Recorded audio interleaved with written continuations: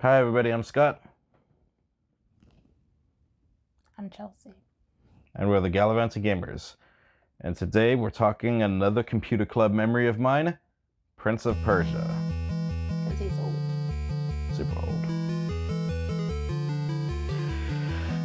I first saw Prince of Persia playing this in the computer club after school at middle school on an old DOS machine with one of those old school green monitors. Like the Matrix? Like the Matrix, yes. Like one of those green monitors.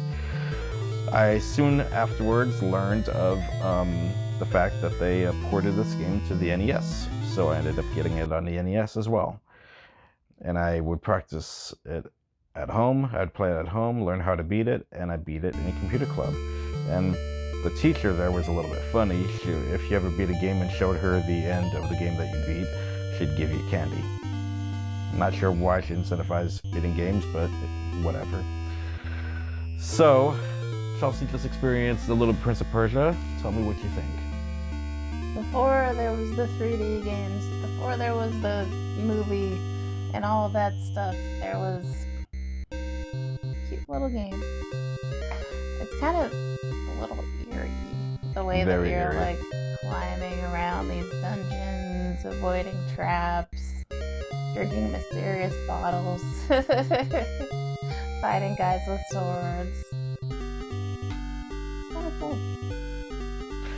One thing I want to say is how gruesome the original deaths were in this game. Falling on spikes, getting chopped in half by a metal bladed door of some sort. A little dash in Mortal Kombat. Yeah, this game has blood in it. There's some. Yeah, it's pretty gruesome for an old 80s game. And the way that the character you play, the way he moves, is the kind of choppy fluidity of it is a little. It almost feels like rotoscope or something. It's weird. But it is very fluid and very realistic. It has a lot of realistic elements that you wouldn't expect from a game like this. There's fall damage. You fall from too high of a distance, you take damage for that, or you could die, depending. His jump is, he has a jump straight up and he climbs on the ledge to kind of move forward. He has a running pace. He has sort of an awkward leap for a forward jump, and it's not terribly impressive. It's just enough to get past certain areas.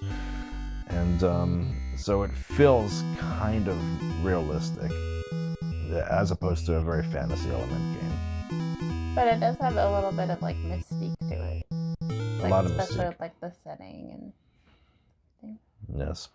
One other game that I had during the time of this, actually got at the same time, was Swords and Serpents, which has nothing to do with this game, but somehow in my brain the two kind of almost go together because they seem to both have that same presence of an eerie, blue dungeon that you're exploring.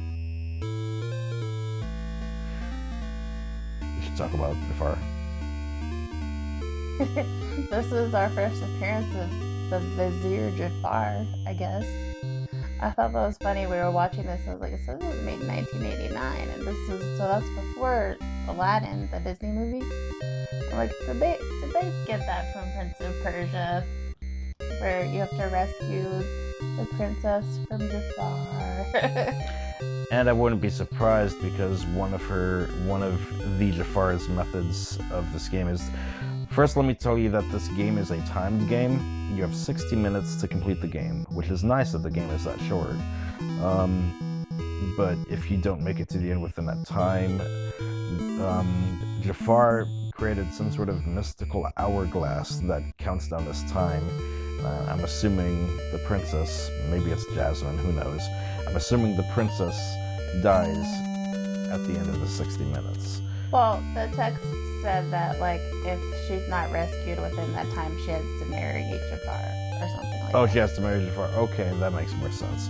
But I'm just throwing the hourglass in there because Disney's Jafar trapped Jasmine in an hourglass. Her sexy little outfit.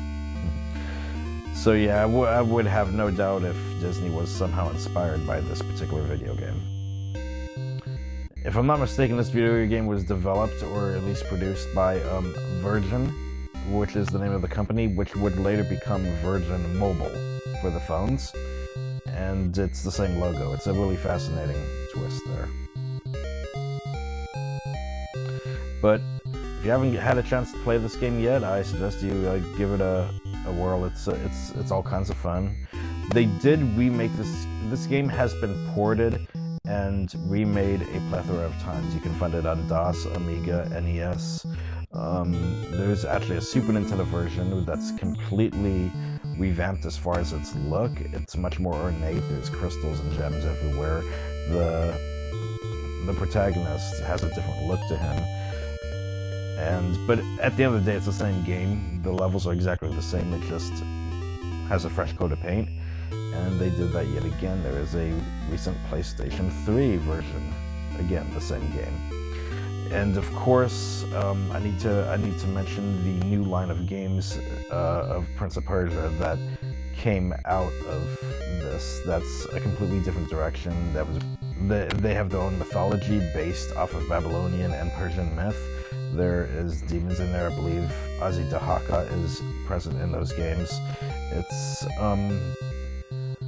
with how popular Assassin's Creed is nowadays, apparently the format of Assassin's Creed was a spiritual successor to Prince of Persia, where you are, it's sort of a sandbox style game. You climb towers to kind of look around and expand your map that way. Lots of elements are present in both of those games. So it's funny to see how far Prince of Persia has come, but me, being when I was born, I remember the classic one. I feel like the simplicity of it. But it is funny to have this semi-cryptic, mysterious game with this guy kind of running around this dungeon like Lester the Unlikely or something. It's become a whole franchise now. And I think that I was watching the credits or whatever, I think it was developed by like one person, so, you know, hats off to that guy. Yeah, if you haven't had a chance to play this game yet, I strongly suggest it. It's fun and it's eerie and it's a good experience. Other than that, do you have anything else you'd like to add, hun? The princess is really pretty. Yes, a very pretty sprite for the princess. You had to rescue the princess. And on that note, like, subscribe, bell, and see you in the next video.